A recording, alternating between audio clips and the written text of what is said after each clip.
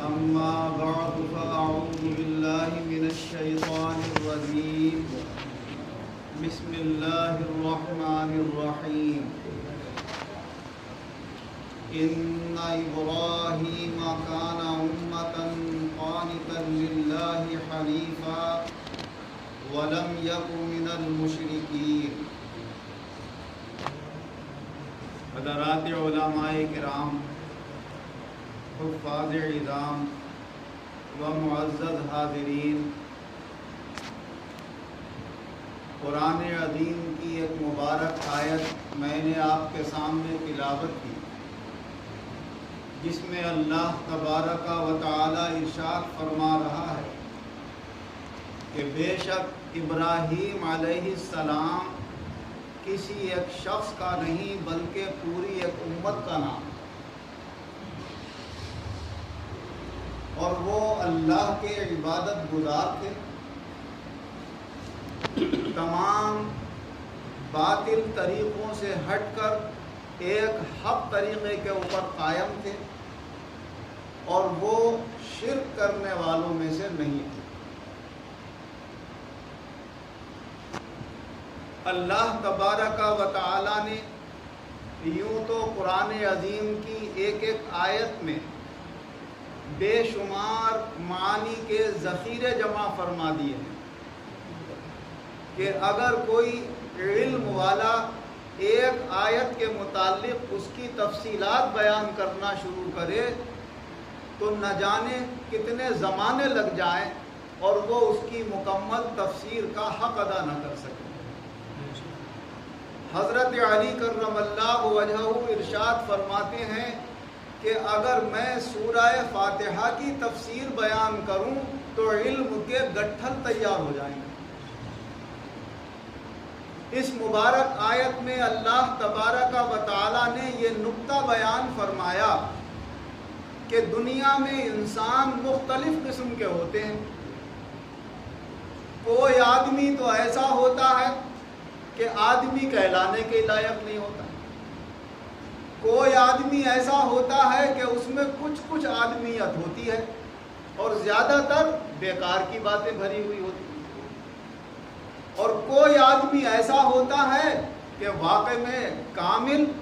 اور جامع الکمالات ہوتا ہے۔ تو ایسا ایک شخص کہ جس کے اندر بے شمار کمالات سمائے ہوئے ہوں، انہی میں سے ایک ہستی حضرت ابراہیم علیہ السلام کی بھی ہے کہ ایسا شخص کہ جو جامع الکمالات ہوتا ہے، وہ سامنے سے دیکھنے میں ایک نظر آتا ہے مگر اس میں بے شمار انسان سمائے ہوئے ہوتے ہیں۔ اس کو عربی کے کسی شاعر نے یوں بھی بیان کیا ہے: لیس علی اللہ بمستنکر ان یجمع العالم فی واحد۔ اللہ کے لیے یہ کوئی مشکل نہیں ہے کہ وہ ایک آدمی میں سارے عالم کو جمع کر دے، اور یہ حقیقت بھی ہے۔ جب اللہ تبارک و تعالی نے انسانیت کا مادہ حضرت آدم علیہ السلام بنائے تو ایک آدم کے اندر ہی تو سارے انسان سما دیے،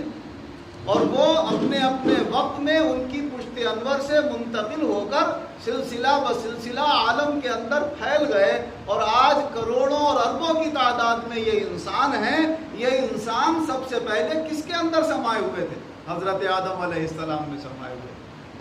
اسی طرح آپ کسی درخت کا ایک بنیادی بیج لے لیجئے، اس بیج کے اندر کتنے درخت سمائے ہوئے ہوتے ہیں۔ جب ایک بیج لگایا جاتا ہے اس سے ایک درخت نکلتا ہے، ایک درخت میں بے شمار پھل نکلتے ہیں، اور پھر ایک ایک پھل میں بہت سے بیج ہوتے ہیں۔ جب ان بیجوں کو بویا جائے تو باغ کے باغ تیار ہو جائیں گے۔ اللہ کی کتنی بڑی قدرت ہے کہ ایک بیج کے اندر وہ باغ کے باغ سما دیتا ہے، ایک انسان کے اندر بے شمار انسانوں کو جمع فرما دیتا ہے۔ حضور نبی اکرم صلی اللہ علیہ وسلم نے اسی مضمون کو ایک حدیث پاک میں یوں بیان فرمایا ہے: الناس کا ابل مئۃ لا تجد فیہا الا راحلہ، او کما قال رسول اللہ صلی اللہ علیہ وسلم۔ آپ نے فرمایا انسان ایسے ہیں جیسے 100 اونٹ ہوں مگر 100 کے 100 سواری کے قابل نہیں ہوتے ہیں، ان 100 میں سے کوئی ایک آدھ سواری کا قابل ہوتا ہے۔ ایسے ہی اس دنیا کے اندر بے شمار انسان ہیں جس کا نام بھی انسانوں جیسا، شکل و صورت بھی انسانوں جیسی، مگر ان انسانوں میں کوئی ایک اللہ کا ایسا بندہ کامل بن جاتا ہے جو اللہ کے بے شمار بندوں کے کام آتا ہے۔ کبھی کوئی بیمار پریشان آتا ہے، کہتا ہے صاحب پھونک مار دیجئے، اللہ اس کی پھونک سے شفا دے دیتا ہے۔ کبھی کوئی پریشان حال آتا ہے، کہتا ہے صاحب دعا کر دیجئے، اللہ اس کی دعا سے قبول فرما کر اس کا کام بنا دیتا ہے۔ کبھی کوئی آتا ہے کہ صاحب ہمارے یہاں قرآن پاک کی تلاوت کر دیجئے تو اچھی قرات بھی اس سے آتی ہے۔ کبھی کوئی کہتا ہے ہمارے یہاں جمعے کی نماز آ کر پڑھا دیجئے تو اچھی تقریر بھی کر لیتا ہے اور اچھی طرح نماز بھی پڑھا دیتا ہے۔ کبھی کوئی کہتا ہے ہمارے یہاں آ کر نکاح پڑھا دیجئے تو وہ نکاح بھی پڑھا دیتا ہے۔ کبھی کوئی کہتا ہے واعظ پڑھ دیجئے تو وہ واعظ بھی پڑھ دیتا ہے۔ تو ایسا شخص دیکھنے میں ایک ہوتا ہے مگر اس میں کتنے انسان سمائے ہوئے ہیں، اسی میں قاری بھی ہے، اسی میں صوفی بھی سمایا ہوا ہے، اسی میں اللہ کا ولی بھی سمایا ہوا ہے، اسی میں قاری بھی سمایا ہوا ہے، اسی میں واعظ بھی سمایا ہوا ہے، اسی میں نکاح خواہ بھی سمایا ہوا ہے۔ تو اللہ تبارک و تعالی یہی نقطہ اس آیت میں بیان فرما رہا ہے کہ یہ ابراہیم علیہ السلام ایک شخص کا نام نہیں، یہ پوری ایک امت کا نام ہے۔ اللہ تبارک و تعالی اگر کسی پر کرم فرمائے اور اس کے اندر ایسے خصوصیات جمع فرما دے تو ایسا شخص دنیا میں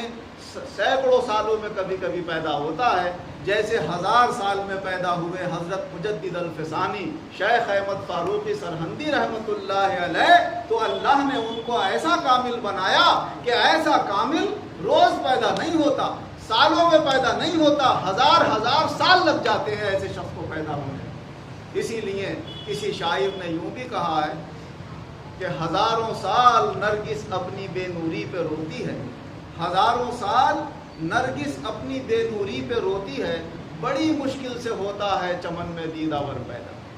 اللہ تبارک و تعالی اس مبارک آیت میں اپنے بندوں کو یہ بھی سبق دے رہا ہے کہ اللہ کے یہاں اونچے رتبے والے وہ بندے ہوتے ہیں جو اللہ کے بندوں کے کام آنے والے ہوتے ہیں، جو کسی نہ کسی کام کے ہوتے ہیں۔ جو آپ نے فرمایا حضور صلی اللہ علیہ وسلم نے کہ 100 اونٹ ہیں مگر سواری کا قابل ایک ہوتا ہے، تو باقی 99 کس کام کے ہوتے ہیں؟ جب وہ بڑے ہو جاتے ہیں تو یا تو ان کا دودھ پینے کے کام میں آتا ہے، یا انہیں کاٹ دیا جاتا ہے تو گوشت کھانے کے کام آتے ہیں، ورنہ سواری کے لیے چھانٹ کر عرب لوگ ایک عمدہ قسم کا اس میں سے اونٹ نکالتے تھے، صرف وہی سفر کر سکتا تھا اور وہی سینکڑوں میل جا سکتا تھا اور راستے دیکھ لیا کرتا تھا، ورنہ عام اونٹ اس لائق نہیں ہوتے تھے کہ وہ سفر کر سکیں۔ تو وہ سفر کے لائق کہ جس پر لوگ اپنا بوجھ لا سکیں، اپنی پریشانیاں جس کے سامنے بیان کر سکیں، اپنی ضرورتیں جس سے پوری کر سکے، ایسا انسانوں میں سے کوئی انسان بنے تو اللہ کے یہاں وہ بڑا مقبول ہوتا ہے۔ لہٰذا ہر شخص کو اپنے اپنے رتبے کے لحاظ سے، اپنی اپنی صلاحیت کے لحاظ سے یہ کوشش کرنا چاہیے کہ وہ اللہ کے بندوں کے لیے کام کا بن سکے۔ جس میدان کا بھی ہے، جو سیاست میں ہے اللہ تعالیٰ اس سے سیاست کے ذریعے لوگوں کے کام لے، نیت اللہ کی رضا کے لیے ہے تو وہ بھی دین کا کام بن جاتا ہے۔